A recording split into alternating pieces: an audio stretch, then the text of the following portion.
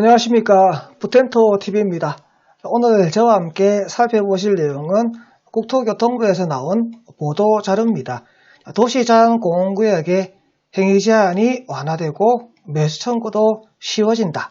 행위제한이 완화됐다는 얘기는 할 수 있는 게 많이 늘어났다는 얘기, 그리고 매수 청구가 쉬워졌다는 얘기는 사달라고 하면 사줄 건데 이때 기준이 있는데 그 기준을 완화했다라고 얘기를 하고 있습니다. 그래서 국토부 공원녹지법 하위법령에 대한 개정안 입법 예고라고 되어 있는데 도시공원 및 녹지 등에 관한 법률이 정확한 명칭이고요. 줄여서 공원녹지법이라고 얘기를 하고 있습니다. 미집행 도시공원 국공유지 실효유예라고 되어 있는데 장기 미집행 도시계획시설에 대한 일몰제라고 제가 영상을 올려놓은 것을 보신 분은 쉽게 이해가 될 겁니다. 2020년 7월 1일이 되게 되면 오랫동안 계획만 세워놓고, 즉 도시계획으로 결정만 해놓고 사업을 하지 않은 것은 2020년 7월 1일 되면 사라지는 제도인데요. 여기에 대한 법원의 판결을 할 때, 즉 헌법 불합치 판결을 할 때 개인 소유의 토지뿐만 아니고 국공유지도 장기 미집행 도시계획시설은 전부 다 실효되도록 일몰제도를 공통적으로 적용하도록 두다 보니까 나라가 가지고 있는 땅인데 도시계획시설 공원으로 결정난 것도 다 같이 풀리도록 되어 있습니다. 그래서 이것도 안 되겠다. 이것까지 풀리버리게 되면 나중에 문제가 생길 수 있으니까 나라가 가지고 있는 땅으로서 도시계획시설 공원으로 결정된 것은 플러스 10년, 그래서 2030년 7월 1일 때까지 풀리지 않도록 일몰제가 적용되지 않도록 그렇게 하위법령을 개정했다라고 얘기하고 있고요. 그리고 행위제한이 완화됐다고 했는데 뭘 더 할 수 있냐 물어보니까 도서관을 설치할 수 있도록 하였다. 그리고 어린이집에 대해서 신축이 아닙니다. 정개축을 허용하도록 바뀌었다고 되어 있는데요. 자세한 내용은 지금부터 저와 함께 살펴보도록 하겠습니다. 자연공원구역에서도 개발제한구역에서도 할 수 있는 주차장이라든지 실내 생활체육시설, 체육관을 설치할 수 있도록 하여서 좀 더 도시자연공원구역을 공익적 목적으로 쓰라 되어 있는데요.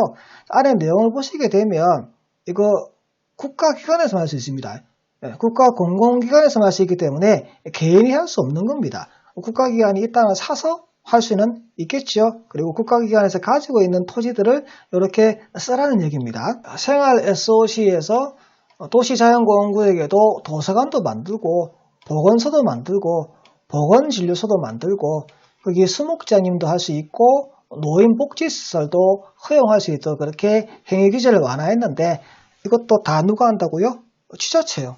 공공기관에서 할 수 있는 것이지 개인이 하는 게 아닙니다. 그리고 도시자연공원구역에서 일몰제라고 얘기를 했고요. 자, 일몰제에 의해서 실효되어서 도시공원이 사라지는 걸 막기 위해서 토지공개념 제도로 들고 온 곳이 바로 2005년 3월 30일 날 들고 온 것이 도시자연공원구역이라고 설명을 하고 있습니다. 도시자연공원구역에서 새롭게 설치할 수 있는 것 하는 내용 가만히 읽어보세요. 누가 하는 거예요? 국가, 지자체, 시장군수, 국가지자체. 개인이 할 수 있는 게 아니고 완화를 시켰는데 공공목적에 맞게끔 국가나 지자체, 시장, 군수만 할 수 있습니다. 도시자연공원구역에서 매수 청구하는 매수 청구에 대한 내용을 좀 규정을 완화했다라고 얘기를 했는데요. 안에 내용을 보시게 되면 지정된 지목이 돼요. 도시자연공원구역으로 지정되기 이전에 지목이 되어서 사용할 수 없다. 도시자연공원구역은 칠학지구 말고는 그 땅을 쓸 수가 없어요. 그래서 지목이 된 토지에 대해서 매수 청구하면 매수 청구를 해줄 텐데 그 전까지는 어떻게 되어 있었냐면 같은 읍면동의 도시자연공원구역 내에 동일 지목의 개별 공시지가의 50% 미만, 그럼 A라는 토지가 있었는데 A라는 토지가 공시지가가 만약에 10만 원이었어요. B라는 토지가 매수하라고 지금 매수 청구할 겁니다. 자, 매수 청구하는 데 있어서 이 토지의 가액이 6만 원이었다. 그러면 청구하더라도 청구 안 해줬다는 얘기죠. 50% 미만인 거죠. 4만 원, 3만 원, 2만 원 이럴 경우에만 사줬다는 얘기입니다. 자, 50% 미만에서 70% 미만으로 완화되었다. 그러면 6만원짜리가 인근 토지가 10만원이면 70% 미만이죠. 매수 청구할 수 있도록 그렇게 규제가 완화되었다라고 설명하고 있습니다. 제가 앞서서 국공유지도 이번 일몰제에 그대로 적용된다라고 말씀을 드렸습니다. 그래서 국공유지가 이번 2020년 7월 1일 일몰제에 적용되지 않도록 법을 개정을 한 거예요. 그래서 전체 실효 대상 면적 중에서 약 26%가 국공유지더라. 26%라도 지키자. 나머지는 돈이 있으면 보상하고 공원을 둘 건데 돈이 없다면 26%도 지키자. 그래서 얘를 유예하는데 10년간 유예를 해서 2030년 7월 1일까지 유예하겠다는 건데 국가 거니까 우리 일반 사람들은 아무 필요가 없는 거죠. 이렇게 개정되었다는 뜻입니다. 도시자연공원구역 내에 점용시설을 확대했다라고 해서요.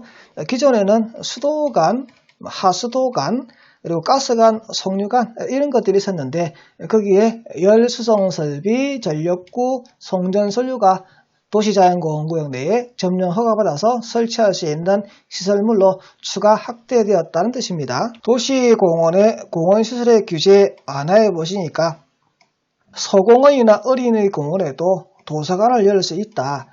그동안 도서관은 근린공원과 역사공원에만 설치할 수 있었다. 근데 이거 두 개를 추가해가지고 지금 4군데 공원에다가 도서관을 열 수 있다. 또 도시공원의 종류에는 총 10가지인데 지금 4군데에는 도서관을 열 수 있도록 규제를 완화했다라고 이야기하고 있습니다. 공원에 대한 규제 완화에서 눈여겨볼 만한 부분은 이 파트입니다.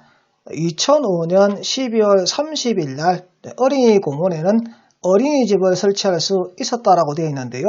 2005년 12월 30일 이전에 어린이집이 설치되어 있었다. 그러면 전개축이 허용된다는 뜻이고요.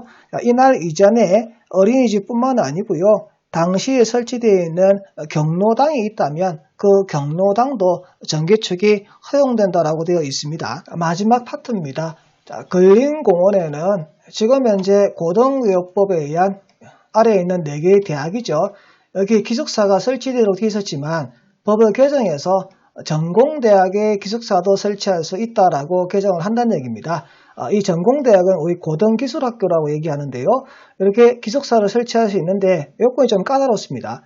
2012년 12월 12일 현재 그 토지의 소유자가 학교가 소유자가 되어 있어야 됩니다. 그리고 그 학교하고 기숙사를 설치할 땅은 바로 옆에 붙어 있거나 또는 학교가 있는 부지 내에 있는 토지에만 기숙사를 설치할 수 있습니다. 그래서 이 법이 이렇게 개정되었지만 많이 적용되지 않을 것으로 보여집니다. 도시, 공원 및 녹지 등에 관한 법률에 따라서 행위규제의 완화 및 법령의 개정 그리고 도시공원에 대한 실효 국공유지에 대한 연장에 대해서 함께 살펴보셨습니다. 구독과 좋아요 부탁드립니다. 감사합니다.